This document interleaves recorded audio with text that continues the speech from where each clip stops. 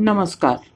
श्रीमद् भागवत गीता और जिंदगी, प्रस्तुति 46, अध्याय 2, मर्यादा, श्लोक संख्या 33। भावार्थ। और यदि तू इस धर्ममय युद्ध को नहीं करेगा तो अपने धर्म और कीर्ति को त्याग कर पाप को प्राप्त होगा।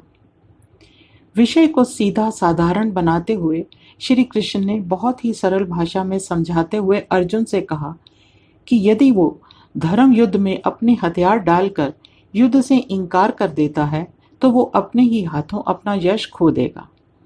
धर्म का पालन ना करने से वो घोर पाप का भागी बन जाएगा।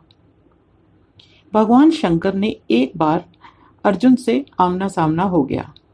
वेश बदलकर भगवान शंकर ने अर्जुन के जंगली जानवर पर अपना हक जमाया और अर्जुन को युद्ध के लिए ललकारा। युद्ध करते समय अर्जुन को यह आभास हो गया था कि वह किसी महान योद्धा से युद्ध कर रहा है, पर अर्जुन जरा भी विचलित नहीं हुआ और ना ही युद्ध को विराम दिया, क्योंकि वह जानता था कि ऐसा करना धर्म के विरुद्ध है। अर्जुन से प्रसन्न होकर भगवान शिव ने उन्हें अद्भुत और दिव्य शस्त्र भेंट किए। इस तरह भगवान से सीधा सीधा युद्ध कर अर्जुन को बहुत ख्याति प्राप्त हुई थी। इसलिए श्री कृष्ण ने अर्जुन से कहा कि यदि आज तुमने शस्त्र ना उठाए तो अपनी सारी ख्याति खो बैठोगे। धर्म तो यही कहता है। धर्म के बारे में स्वामी चिन्मयानंद जी के विचार हैं, धर्म is law of being.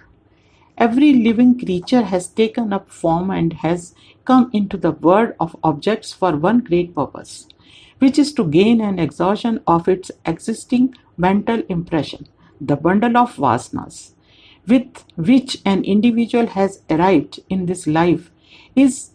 His carnation is called his swadharma. When classified, thus Arjuna falls under the group of the kingly honor and fame. आज जब अर्जुन परिस्थितियों के वशीभूत होकर वहां खड़ा है तो फिर दुविधा कैसी?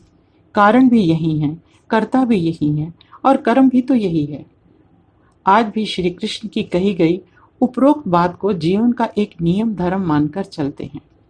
परिस्थितियां कैसी भी हों, हमें उनका डटकर मुकाबला करना चाहिए। परिस्थितियों से डरकर भागना मूर्खता है।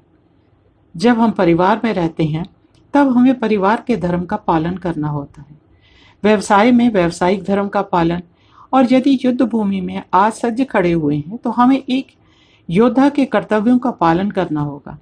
यदि कोई ईश्वर की खोज में तपस्या करने, ग्रस्त जीवन का त्याग कर जंगल में जाने को उद्धत हो जाए तो उसके कर्तव्य और कर्म तदानुसार होंगे, पर त्याग से पूर्व भी कर्तव्य होते हैं जिनका निर्वाह किए बिना समाज भी संन्यास की आज्ञा नहीं देता। इसके लिए तो हम आदि शंकराचार्य जी के जीवन का उदाहरण ले सकते हैं। विश्व के कई विद्वानों का कहना है कि श्री कृष्ण ने अर्जुन के मन में उठ रही शंकाओं का समाधान, उसका पथ प्रदर्शन एक मनोवैज्ञानिक चिकित्सक के रूप में किया। अब इतना समझाने के बाद भी अर्जुन यदि युद्ध ना करता तो बहुत अनर्थ हो जाता। जब परिस्थितियां कुरुक्षेत्र के युद्ध के रूप में आ खड़ी हों तो उनका निवारण करना ही उचित होता है, उनसे पलायन करना नहीं। यह युद्ध तो जनहित और धर्म की रक्षा के लिए था। श्लोक 34, अध्याय 2, भावार्थ। फिर सब प्राणी तेरी स्थायी रहने वाली अपकीर्ति को कहते रहेंगे, और एक सम्मानित व्यक्ति के लिए अपकीर्ति मृत्यु से भी अधिक कष्टदायक होती है। श्री कृष्ण को यह आभास हो गया है कि सिद्धांतों की गहराई को समझने की क्षमता जो अर्जुन में है वो मोह के कारण क्षीण पड़ गई है। अब वो कर्तव्य का पालन करे या मर्यादा का। मुझे यहाँ इन दोनों भावनाओं के बीच द्वंद्व दिखाई देता है।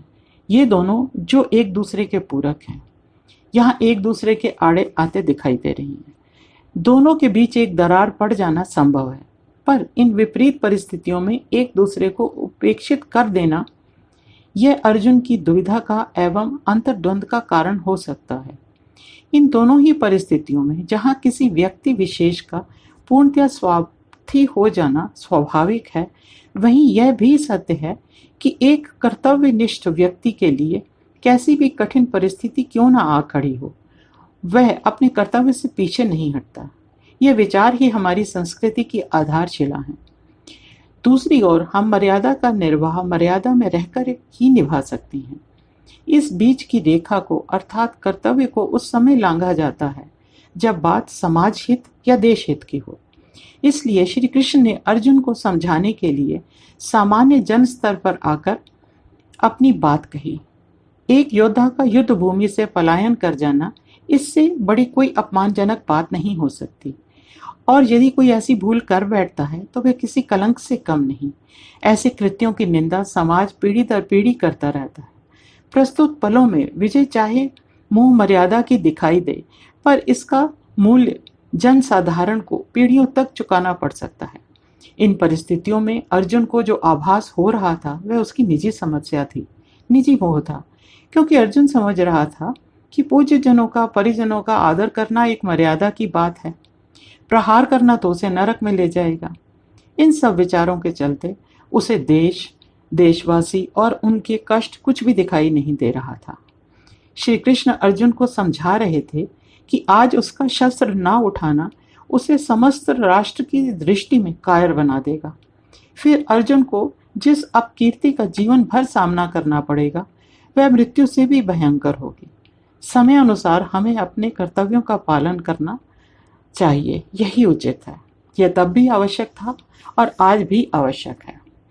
आज भी समाज में ऐसे कई उदाहरण मिल जाएंगे जहां हम अपनी आन बान की रक्षा के लिए लोगों जान लेने को और जान देने को भी बिना कुछ सोचे समझे तैयार हो जाते हैं। पर अधिकतर ऐसी घटनाओं के पीछे स्वार्थ का बहुत बड़ा योगदान रहता है।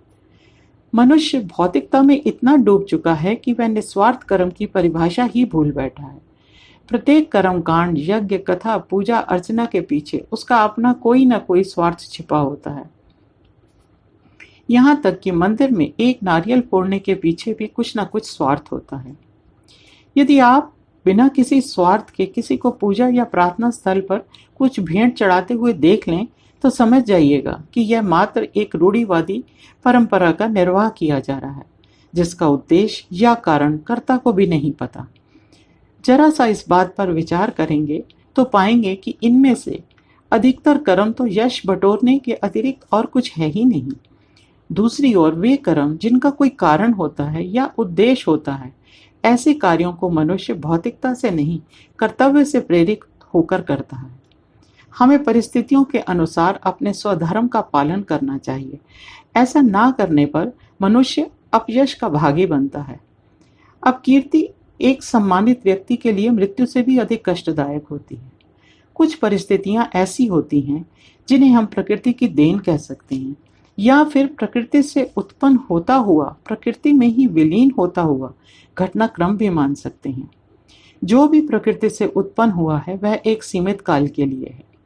मानव जाति को छोड़ दें तो सभी जीव जंतु और वनस्पति आदि इसी के अनुरूप चलते हैं।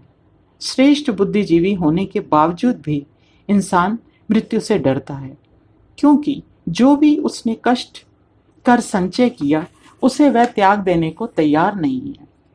श्री जे कृष्णामूर्ति जी ने अपनी पुस्तक थिंक ऑन दीज थिंग्स में लिखा है, we cling to our children, to our tradition, to our society, to our names and our little virtues, because we want permanency. And that is why we are afraid to die. We are afraid to lose the things we know. But life is not what we like it to be. Life is not permanent at all. We refuse to accept life as it is in fact. जन्म और मृत्यु यह एक सच है जिसकी कोई परिभाषा नहीं, कोई विशेषण नहीं। हम सबको इसे स्वीकार करना ही होगा, और यह तभी संभव है जब हम मोह का त्याग करने में सफल हो जाएंगे। श्री कृष्ण भी अर्जुन को आत्मज्ञान देकर उसका मोह भंग करने का प्रयत्न कर रहे हैं। धन्यवाद। नीरव सिंह।